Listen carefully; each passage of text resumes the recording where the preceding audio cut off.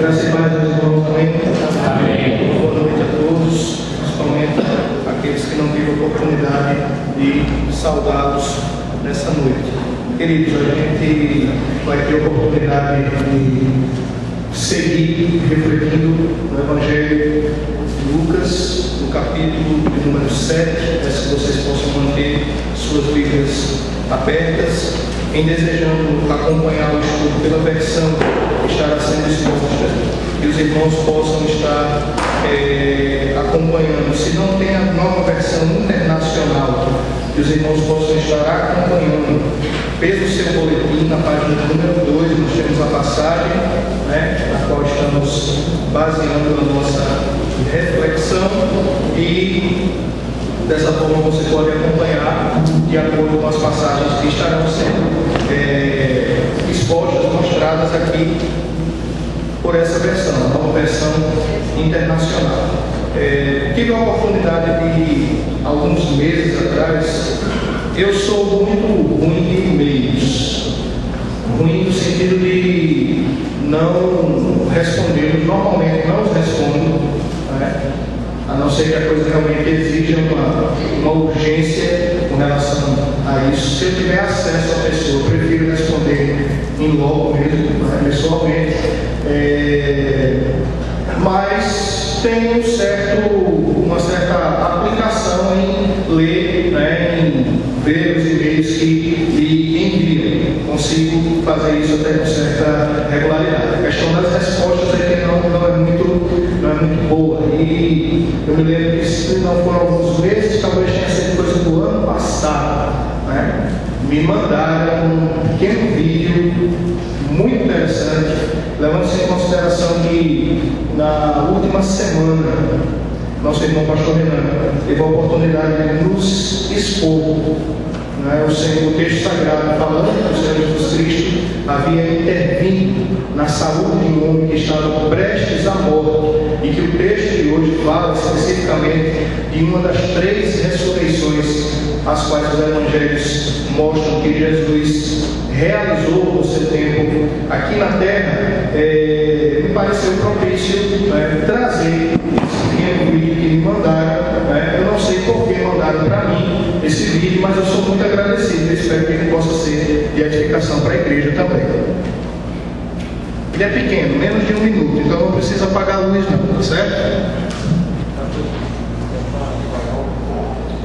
O áudio está pronto aí? Ele é pequenininho, é menos de 1 minuto, bem rapidinho.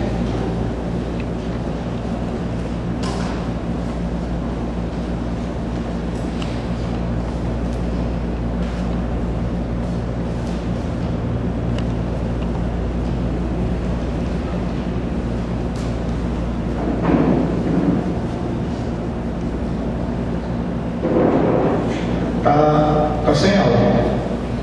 Volta. Já perdeu a graça, irmãos. A tecnologia é fogo, com o som fica melhor. Esse negócio de... Temos som já? Se não temos, eu vou seguir.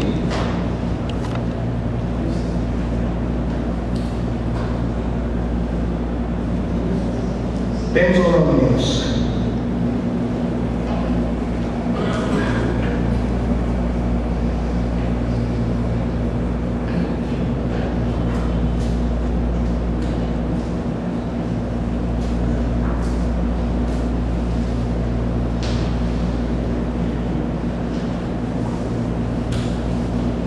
Não temos som. Os irmãos viram o senhor de idade correndo, e a minha intenção era tirar sorrisos de vocês, mas parece que não funcionou muito em função da tecnologia.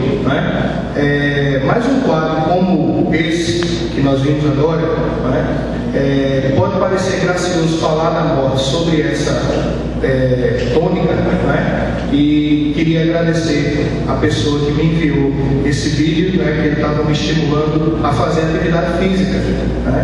Então, pastor, corra, porque se o senhor não correr, a situação vai fica feio. Desde já queria marcar para amanhã pela manhã, às 5h15 da manhã, né, com os meus irmãos Roberto, Danilo e Davi Patrício, o início das nossas caminhadas. Né? Está fechado, irmãos? Quantos podem dizer amém com isso? Certo, todos disseram, né? Mas nós quatro temos que estar lá amanhã, às 5h15 da manhã no DEB. Vai ser 4 ou 800 metros? Com 4 ou 800 metros? A gente vê lá, a gente decide, né, de acordo com a capacidade de resistência de cada um. Mas está marcado de verdade. Quem da igreja quiser se encontrar aqui, na frente do DEB, amanhã às 5h15 da manhã, estamos iniciando eu, Betão, Danilo e Davi Patrício. Amém, Davi? Muito bom, muito bom. Então, correr é saúde, né? E vamos então correr aqui com o nosso estudo. Amados, falar da morte, especialmente para mim, é algo extremamente difícil, sensível. Né? Não foram poucas as vezes durante esses dias refletindo sobre essa passagem que eu tive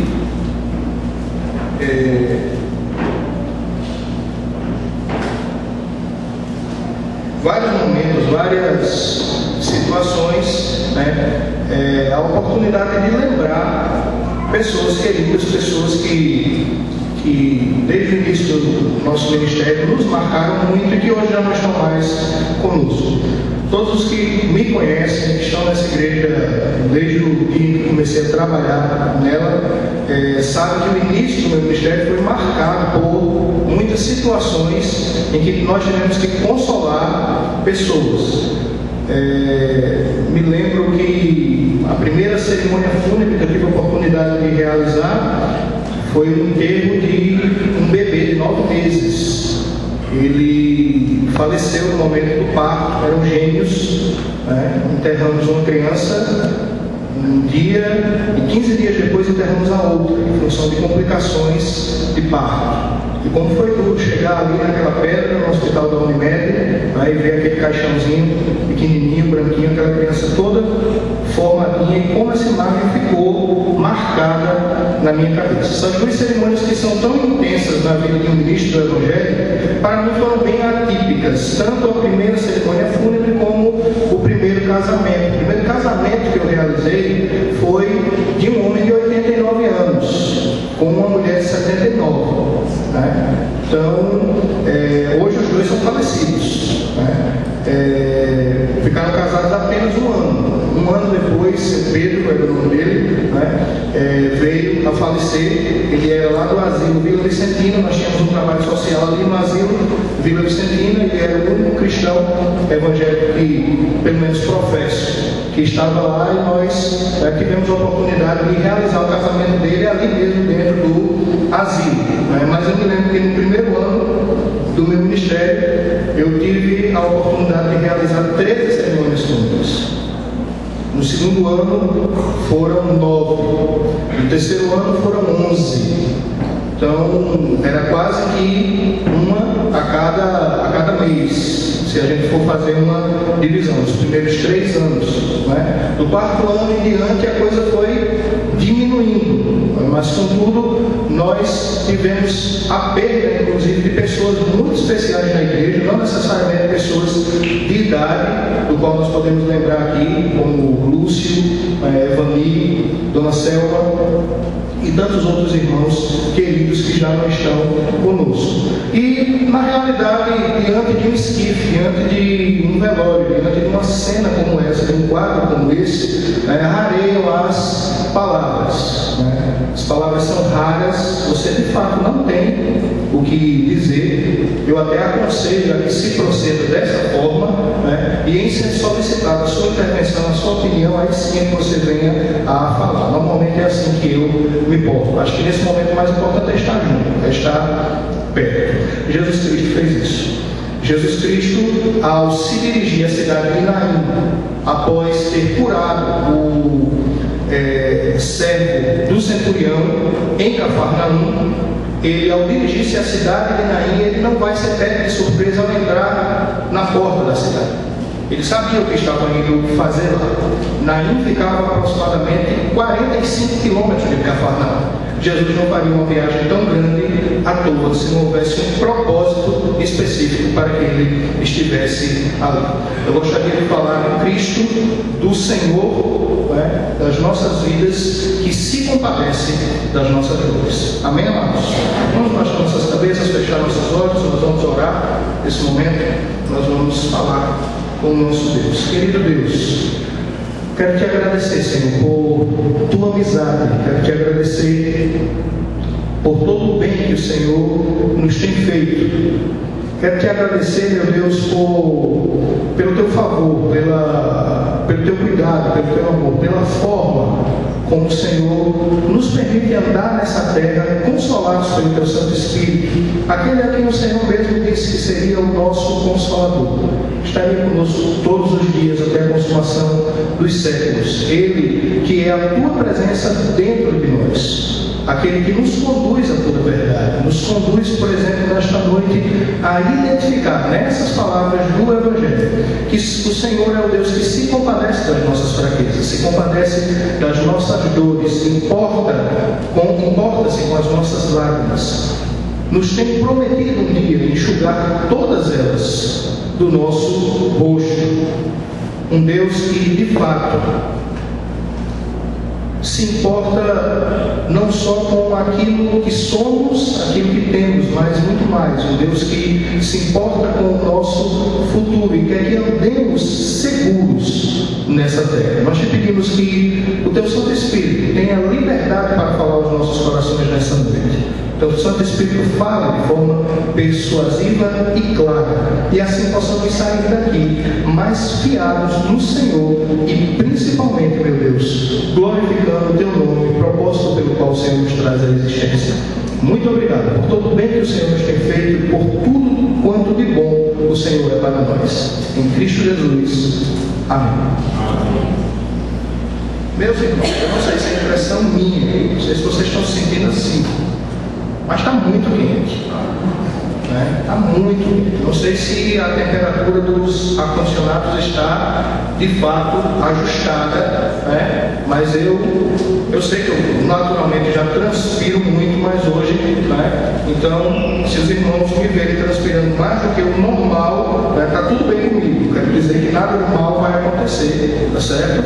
Até o final dessa mensagem, apesar da gente estar falando de morte, então é isso que eu gostaria de passar para vocês. Vamos ao texto? Convido você a abrir a sua Bíblia no Evangelho de Lucas, capítulo número 7, versículos de 11 a 17. Se não estiver com sua Bíblia, acompanhe o boletim na segunda página do seu boletim.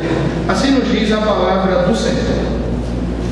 Logo depois foi Jesus a uma cidade chamada Naim, e com ele iam os seus discípulos e uma grande multidão. Ao se aproximarem da porta da cidade, estava saindo o enterro do filho único de uma viúva, e uma grande multidão da cidade estava com ela. Ao vê-la, o Senhor se compadeceu dela e disse: não chore.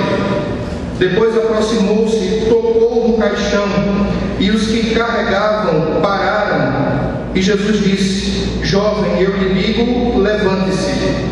Ele se levantou, sentou-se e começou a conversar. E Jesus o entregou à sua mãe. Todos ficaram cheios de temor e louvavam a Deus. Um grande profeta se levantou entre nós, diziam eles. Deus interveio em favor do seu povo. Essas notícias sobre Jesus espalharam-se por toda a Judeia e regiões circunvizinhas. Os evangelhos relatam que Jesus realizou 3 ressurreições. 2 delas são descritas em Lucas, estão descritas em Lucas.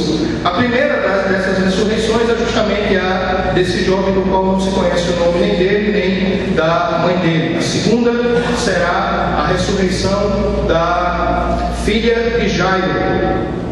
E a terceira ressurreição é então relatada no Evangelho de João, especificamente, já no finalzinho do ministério de Jesus, onde ele tem a oportunidade de ressuscitar a Lázaro. Os ressurretos em Cristo, ou melhor dizendo, antes de Cristo, todos eles voltaram a morrer historicamente. Por isso Jesus ele é chamado, como diz a palavra de Deus, em Colossenses capítulo de número 1, versículo 18, como sendo a cabeça do corpo, que é a igreja, e o princípio e o primogênito dentre os mortos, para que em tudo tenha a supremacia. Quando se apresenta Jesus como sendo o primogênito de entre os mortos, ele é, na realidade, apresentado como sendo o primeiro que ressuscitou com o corpo glorificado e que não voltaria a morrer. Esse ensino é também reiterado no na primeira carta de Paulo aos Coríntios, capítulo número 15, versículo 20. Mas de fato Cristo ressuscitou dentre os mortos, sendo ele a primícia daqueles que dormem. Nessa passagem especificamente, queridos, nós vemos que morte e vida se encontram. Os versículos 11 e 12 de Lucas vão nos apresentar isso. Os versículos 11 e 12 de Lucas dizem o seguinte, que logo depois Jesus foi a uma cidade chamada Naim. Logo depois é em seguida ao que aconteceu em Cafarnaum. Em seguida ao que aconteceu com a cura do servo do centurião. Ou seja, logo em seguida a este evento. Contudo, uma caminhada de aproximadamente 45 quilômetros é uma caminhada deveras longa, o que nos faz entender que Jesus vai a essa cidade especificamente para acudir a essa mulher. Ainda que o Evangelho não diga isso, mas nós temos essa percepção, tendo em vista que Jesus conhece todas as coisas e ele está compadecido dessa situação. A palavra de Deus diz que com ele foram os seus. Havia uma grande multidão de pessoas que estavam indo em direção ao Senhor Jesus, não só para estar com ele, mas também na intenção de seguir o seu trabalho de discipulado, ser de fato recebido e acolhido como um discípulo de Jesus. Não fosse assim, eles não andariam tanto. Havia pessoas que estavam perseverando, uma grande multidão de pessoas em andar com Jesus Cristo. Contudo, ao chegarem na cidade de Naim, ao chegarem no povoado, a palavra de Deus diz que uma outra multidão sai de dentro daquele povoado. Essa outra multidão está vindo acompanhando uma mulher que está na frente do cortejo. E esta mulher é uma viúva. Nós temos a oportunidade de enxergar nessa passagem, de ter conhecimento nessa passagem, é que duas multidões irão se encontrar. Uma representando um momento de morte e dor, e a outra acompanhando aquele que é chamado o Senhor da vida. No versículo número 13, nessa passagem que você está, Jesus Cristo é chamado por Lucas de Senhor, uma expressão rara no Evangelho de Lucas. Lucas poucas vezes chama Jesus Cristo de Senhor no seu Evangelho. Nas poucas vezes que chama, essa descrição, vamos dizer assim, dessa função de Jesus Cristo, o Jesus Senhor, não está necessariamente relacionado com as passagens do Evangelho de Marcos e de Mateus. O que nos leva a entender que, por talvez um recurso retórico de Lucas está apresentando Jesus como Senhor de determinadas situações. Em se tratando de uma situação que envolvia a morte, Jesus aqui está sendo chamado do Senhor da vida. Assim nós devemos tratá-lo e assim nós devemos encará-lo. Em Jesus Cristo há, de fato, a vida eterna garantida àqueles que creem, irmãos. Dessa forma, a palavra de Deus estará nos mostrando um Jesus que não se rende diante das impossibilidades da morte e das limitações da morte. Quantas vezes, nos momentos de dor que envolvem a vida de pessoas queridas, que envolvem a vida de gente que sofre, eu não quis chegar diante daquele caixão, diante daquele esquife e ter a mesma autoridade e poder que Jesus Cristo tinha, para que as lágrimas e a tristeza no coração daquelas pessoas viessem a cessar. O poder de dizer, levante-se. Esse poder nós não o temos. Para Jesus Cristo, Ele é o detentor de todo o poder. para Ele não há impossíveis. Poucos foram ressuscitados por Jesus. Os que o foram, porque Ele assim o quis. Porque quando Jesus fala, a morte não tem a última palavra, mas a última palavra é a palavra do Senhor, meus amados. Dessa forma, o Senhor Jesus Cristo se apresenta como aquele que, se nós pudéssemos chamar essa situação que nós estamos vendo de uma espécie de romaria, nós diríamos que a romaria da vida bate de frente com a romaria da morte. Romaria, não entenda aqui como sendo uma expressão própria do catolicismo romano. Tive a oportunidade de investigar isso e vi que, na realidade, a romaria é um ajuntamento de pessoas para um fim de natureza sagrada, né? Ou para o fim de acompanhar alguma pessoa no serviço sagrado. A cerimônia fúnebre, ela é um serviço sagrado. Então, não é estranho chamar uma cerimônia fúnebre ou um ajuntamento de pessoas indo a uma situação onde alguém vai ser enterrado de uma espécie de romaria. E assim, dessa forma, nós temos a oportunidade de ver nessa passagem isso, de ver ao Senhor Jesus Cristo, né, liderando a caravana da vida e batendo de frente com uma caravana que representava a morte. Esse encontro move o coração de Jesus. Jesus olha para aquela mulher que está diante dele e, compadecido dessa situação, diz a ela que não venha chorar. Se o que se pensa a respeito do pai terreno de Jesus por verdade, Jesus sabia muito bem que situação aquela mulher estava vivendo. O que se pensa a respeito de José, o pai terreno de Jesus Cristo, é que ele já era falecido nos dias do seu ministério público e que Maria era, na realidade, também uma viúva. Então Jesus sabia o que era ser filho de uma viúva, e especialmente sendo ele aquele filho mais chegado, o primeiro filho, né, tão significativo na vida dela diante das circunstâncias. Jesus sabia o quanto representava para uma viúva, né, o seu esposo, o quanto era duro perdê-lo, né, mas como seria especialmente duro para essa mulher perder agora o seu único filho, que era um jovem. Diz a palavra de Deus, a única esperança de provisão que aquela mulher tinha. Essa mulher é uma mulher que realmente move as entranhas de Jesus, principalmente porque Jesus conhecia de dentro de casa qual era a situação social que essa mulher iria começar a viver, iria começar a vivenciar. Jesus empatiza com a sua situação, porque ele via isso dentro de casa e ele provavelmente imaginava como seria duro para a vida daquela mulher. Nós estamos falando aqui do estado, de um dos estados sociais mais terríveis que poderia acontecer a uma mulher dentro da cultura judaica. Primeiro, por ser mulher.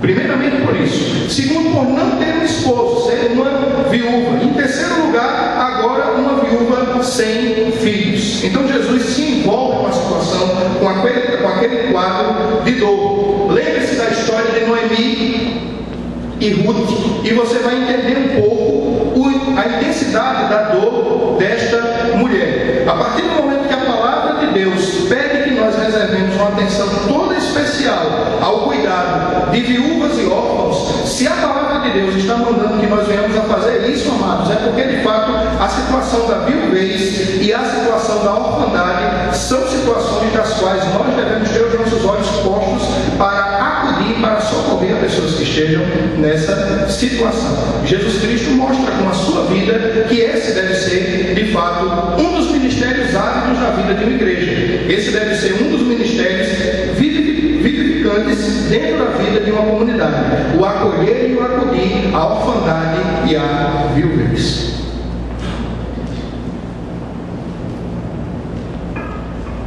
Amados, compadecido dessa situação, Jesus Cristo determina que aquela romaria da morte não poderia continuar.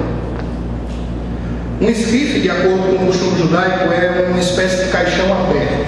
Não sei se você tem a oportunidade de ver alguns daqueles enterros, geralmente em situações trágicas, de pessoas no Oriente. Aquela multidão de gente gritando, batendo no peito, né? E uma espécie de caixão um pouco mais raso do que os nossos caixões ocidentais aqui, e um corpo todo envolto em faixas, deitado ali em cima. Ainda hoje se verifica esse mesmo costume. Então o esquife ele não é um caixão totalmente fechado, mas é um caixão, na realidade, semi-aberto, né? E esse caixão era o que estava sendo conduzido pelas pessoas que acompanhavam aquela viúva. Não só a tristeza batia a porta do coração daquela mulher, mas a coisa ia mais adiante. A situação era, de fato, desesperadora. Medo do abandono. As pessoas ali estavam chorando com ela. Mas e no dia seguinte? Será que essas pessoas continuariam ao seu lado chorando com ela? Medo da pobreza. Ela não tinha mais o esposo, força produtiva dentro de casa. Não tinha tampouco agora o filho, que era uma esperança de que ela pudesse continuar a ter condições de viver na sua terra com dignidade. Medo da sua sorte, do seu futuro, daquilo que lhe esperava. Queridos, o medo tomava conta do coração daquela mulher. Jesus, ele não se dirige a Naim definitivamente por acaso. Ele tem um objetivo. E a primeira coisa que ele vê quando ele bate os olhos na porta daquela cidade, quando ele chega na hora certa, na última hora, porque em pouco tempo esse rapaz vai ser enterrado. Jesus não chega nem adiantado nem atrasado, diferentemente do que aconteceu com Lázaro. Jesus vai ser glorificado aqui na hora certa para acalentar o coração daquela mulher. O Senhor Deus será glorificado aqui na hora certa de acalentar e acalmar o coração dessa mulher. Naquele momento mais duro, naquele momento de dor, aquele que se compadece dos que sofrem e dos que choram, chega, e ao chegar, a sua palavra, diz a palavra de Deus, ao vê-la, o Senhor se compadece dela e diz: não chore. Está aí o Senhor da vida.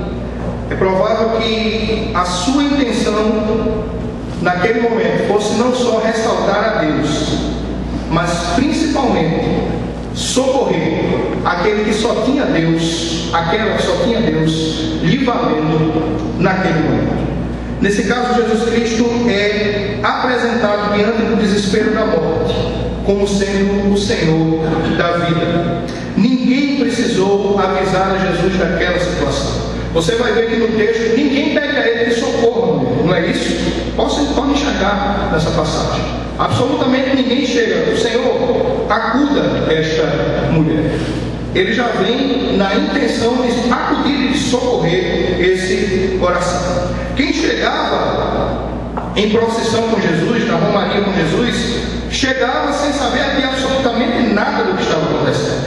Quem saía de dentro da cidade estava tão desligado e estava tão envolvido com a dor e com o choro daquela mulher, que também não estava focado em absolutamente nada, nem sequer em pedir o socorro para a vida e para o coração daquela mulher. A dor da viúva não compadece só o coração da multidão, mas a dor daquela viúva compadece o coração do próprio Deus, sendo Jesus Cristo Deus. A dor daqueles que sofrem com esse estado compadece e move o próprio coração de Deus para o consolo e o acalento dos seus corações. Jesus manda que a romaria da morte pare, e com poucas palavras ele restabelece o jovem, a sua mãe. A palavra de Deus diz: depois aproximou-se e tocou no caixão, e os que o carregavam pararam. Jesus disse: jovem, eu lhe digo, levante-se. E ele se levantou, sentou-se e começou a conversar, e Jesus o entregou à sua mãe. Evangelho de Lucas, capítulo 7, versículos 14 e 15. O Senhor da vida manda que a morte pare, e a morte simplesmente o obedece. O Senhor da vida vai ao encontro da morte e diz que ela não pode mais continuar se instalando. As reações diante do acontecido alcançaram de fato o propósito de Deus. Pessoas ficaram impressionadas, e a Bíblia descreve elas com temor. Recentemente eu tive a oportunidade de ver a matéria uma matéria de jornal, não me lembro em que canal, em que telejornal especificamente isso aconteceu, mas me lembro que nessa matéria uma pessoa, um homem que tinha saído de casa brigado com os seus familiares, recebeu a notícia de que ele tinha sido dado como morto, e ele resolveu aparecer no velório para dizer que aquilo não tinha acontecido ali. E as pessoas se assustaram, isso pessoal que a carreira foi muito grande, quando aquele homem chegou com uma identidade na mão, se apresentando como viva, né? Mas o prejuízo não foi grande, porque ele estava, vamos dizer assim,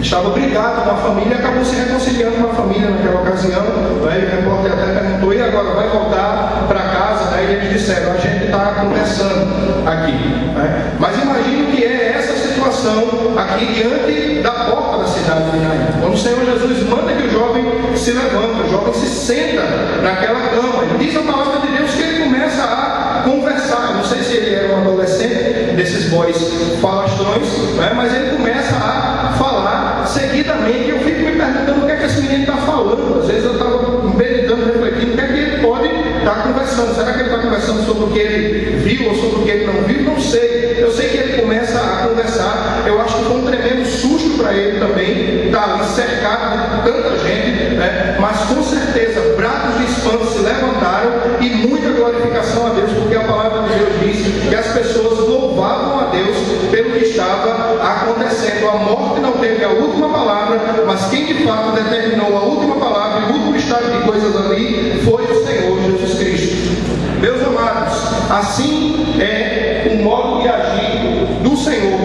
Ele age de maneira a fazer com que o temor tão valioso, o temor de Deus tão valioso para os nossos corações, de fato seja ressaltado, seu nome seja louvado, exaltado e glorificado, e isso gere mudança de comportamento na vida das pessoas. O Senhor da vida vai ao encontro da morte e manda que ela pare. Dessa forma, meus amados, nós podemos concluir algumas coisas com relação a essa passagem. A cidade de Naim se reveste de alegria. A cidade de Naim se reveste de louvor. A vida daquela viúva também reveste-se de alegria, louvor, de gozo, glorificação ao nome do Senhor. Jesus trouxe vida onde a morte reinava, trouxe esperança aonde a única coisa que existia ali era desespero e dor. Jesus restaura a segurança aonde se instalava o medo. Quando Jesus caminha em nossa direção, sua palavra, queridos, é maior que todos os meus e os seus chefes. Quando Jesus caminha na nossa direção, todos os medos se desvanecem. Porque aonde de fato reina o amor e as palavras de amor do Senhor, se dissipam todos os temores. O Senhor é aquele capaz de acalmar as inquietações dos nossos corações. Quando Jesus caminha conosco, a fé triunfa sobre o medo e a esperança prevalece sobre o desespero. Quando Ele caminha para nós, as coisas que andam desordenadas e a passos largos em desordem, elas simplesmente param, se Ele assim o desejar e o fizer com sua voz de novo. A palavra do Senhor, ela é capaz de acalmar os mais profundos temores do nosso coração. E muitas vezes as coisas que estão desordenadas nos nossos corações, assim o estão, porque o medo faz com que nós muitas vezes venhamos a reagir da maneira que não deveríamos reagir.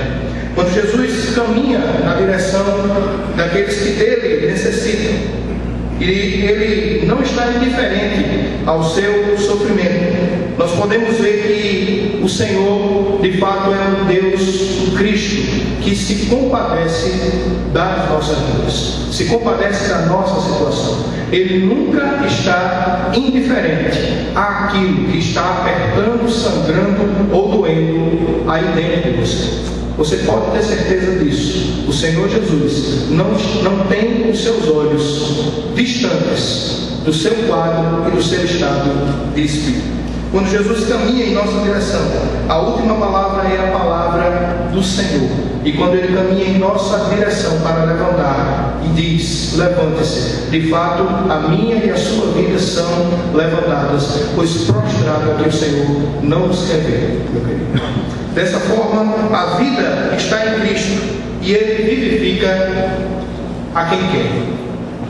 E nessa noite, nesse dia, através da palavra do Evangelho, eu posso garantir a você que você é muito amado pelo Senhor e Ele tem prazer em vivificar aqueles a quem ama.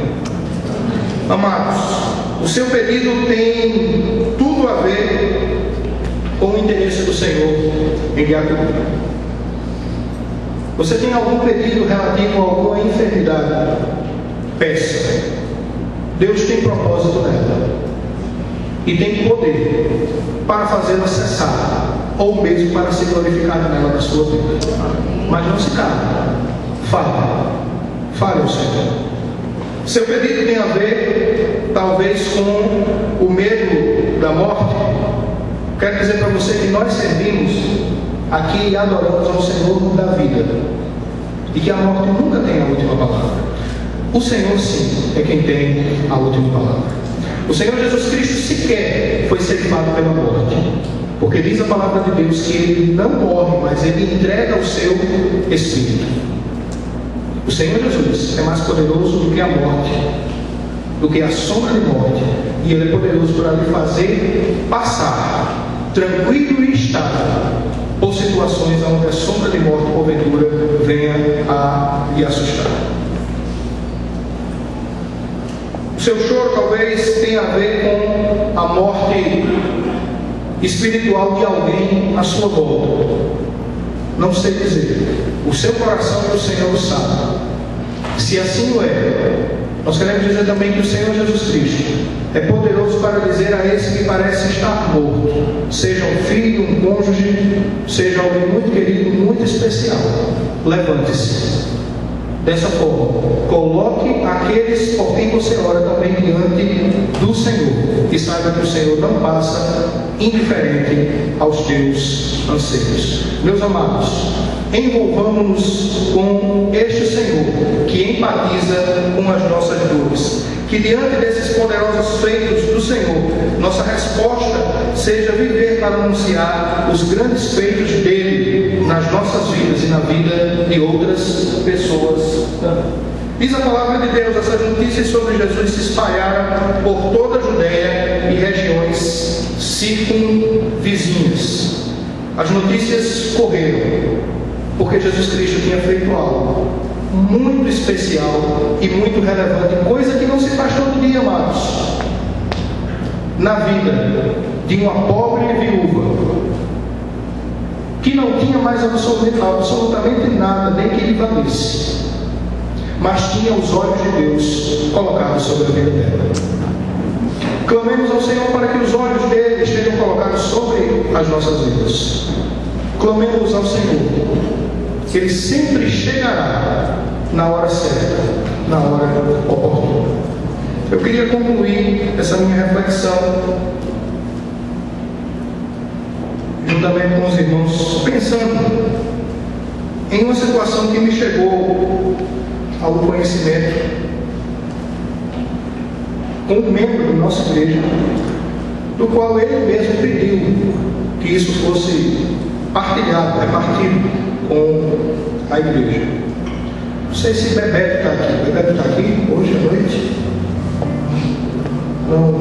Não estou vendo. Mas Bebeto me chamou na última sexta-feira para um culto de ação de graças aqui na casa dele.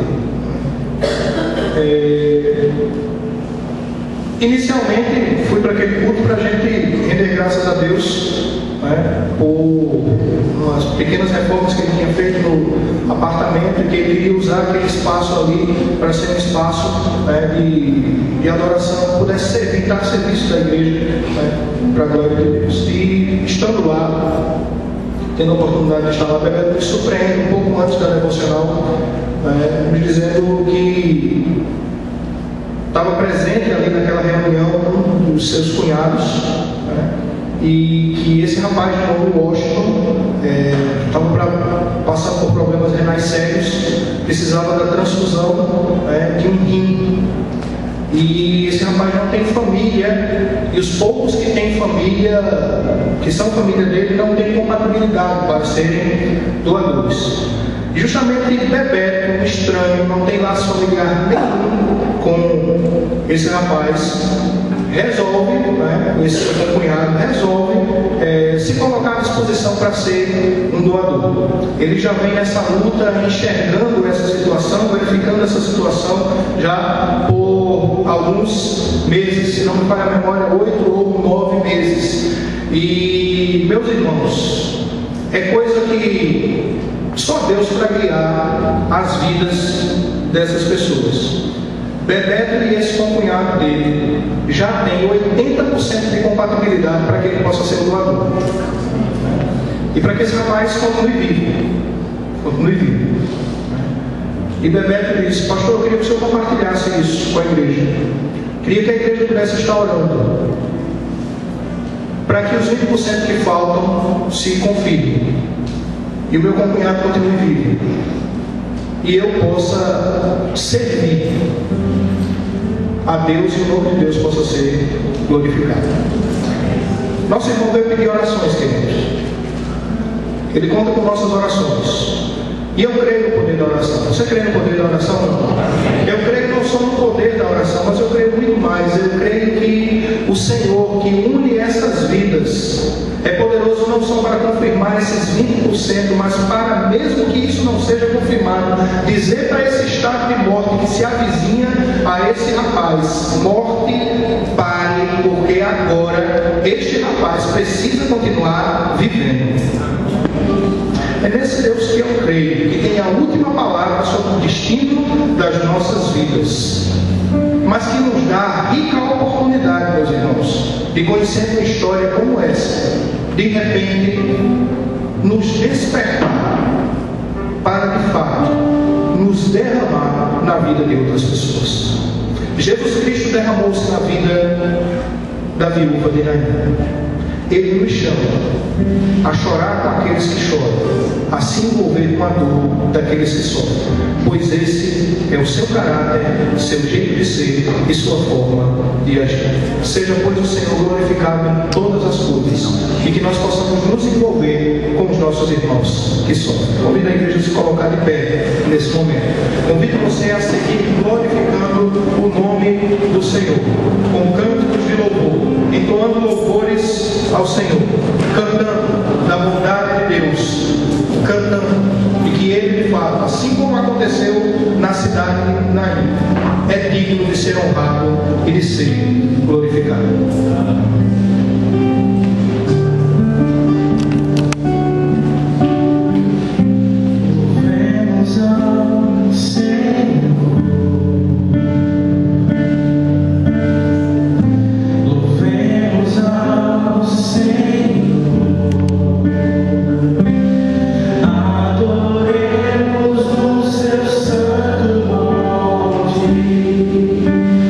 Nosso amado Pai,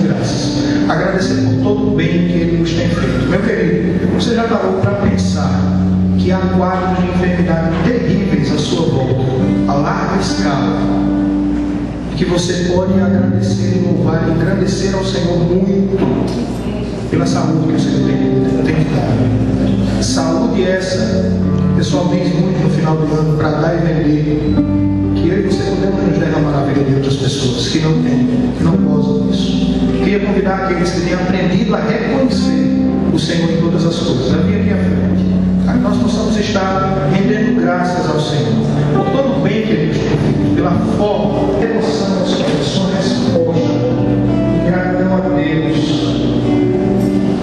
Que os grandes e poderosos feitos de Deus possam ser vistos na tua vida, na vida de muitas outras pessoas. Anuncie isso. Ele é bom, aleluia. Ele tem nos amado, Ele tem nos cuidado, Ele tem se derramado através da sua palavra. Por nós e nós. Senhor Jesus, muito obrigado. Muito obrigado pelo teu amor. Muito obrigado porque o Senhor não chega nem atrasado, nem adiantado, mas o Senhor chega quando nós precisamos. Nós queremos te agradecer, ó Deus, porque quando aquela mulher estava para perder o seu filho, o Senhor sabia que ela precisava escutar da tua boca: não chore. O choro vai passar, o choro irá cessar, a vida irá se estabelecer, Senhor. Nós queremos te louvar, te honrar, te bendizer, te exaltar, Senhor, porque o Senhor conhece, tem nas tuas mãos as nossas vidas, e nós queremos te bendizer por isso. Queremos te bendizer, Senhor, porque ainda que nós possamos passar pelo vale da sombra da morte, nós não precisamos temer absolutamente nada, pois a tua boa mão, a tua vara e o teu cajado estão conosco. Nós queremos te agradecer, ó Deus, porque sendo como somos frágeis, num mundo, Senhor, tão ruim, num mundo no qual nós mesmos exaltamos a sua modernidade, as suas conquistas, e que tem ceifado a larga escala a vida de jovens, a vida de gente que ainda tem muito para viver, ó Deus, com medicações inapropriadas, alimentação envenenada, águas, ó Pai, envenenadas, Senhor. A terra que o Senhor nos deu para cuidar, tão mal cuidada, tem se voltado com fúria contra nós, mas mesmo assim, ó Deus, há uma redenção prometida, há uma restauração prometida. A tua palavra diz que aquele que crê no Senhor, ainda que esteja morto, viverá. Nós louvamos o teu santo e bendito nome. O Senhor é digno de ser louvado, de ser honrado. E nós levantamos um clamor aqui, um clamor em direção, meu Deus, à vida de Washington e à vida de Bebeto, Pai. Confirma, Senhor, esses 20% que faltam. Confirma isso na vida do teu filho, ó Deus. E seja glorificado nesse peito para a glória do teu nome, Senhor. Nós te rogamos, ó Deus, que o Senhor nesse instante possa visitar o coração dorido, sofrido, o coração que está chorando e que muitas vezes nós não conhecemos, ó Deus. Visita-os, ó Pai, com aquela palavra que tranquiliza o coração, que faz com que todos os medos venham a se desvanecer e traz de volta toda a ordem e toda a segurança. Que o Senhor possa fazer isso no coração dos teus filhos. Que o Senhor possa visitar aquele que se achega neste lugar, reconhecido não só que por todo o bem que o Senhor tem feito na vida deles, mas de todo o bem que o Senhor ainda fará. Ó Deus, muito obrigado pelo que és. Muito obrigado por nos trazer à existência de maneira tão amorosa e por nos dar um plano de vida, um propósito dessa vida. Nos conduz andando com o Senhor, viver esse propósito para a glória de Deus. O Senhor não é o Deus deísta que nos sacudiu nessa terra e nos deixou a nossa própria sorte. O Senhor é o Deus que se importa com cada metro quadrado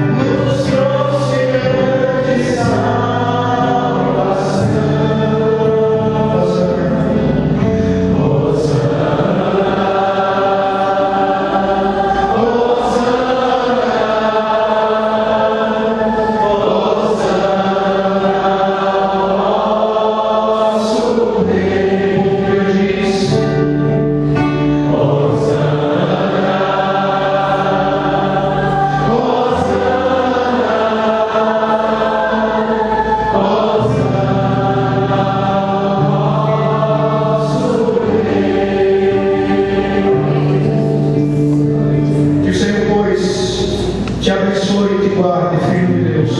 Que o Senhor faça resplandecer seu rosto sobre ti e tenha compaixão de ti. Que o Senhor sobre ti levante a sua face e te dê a paz neste coração que é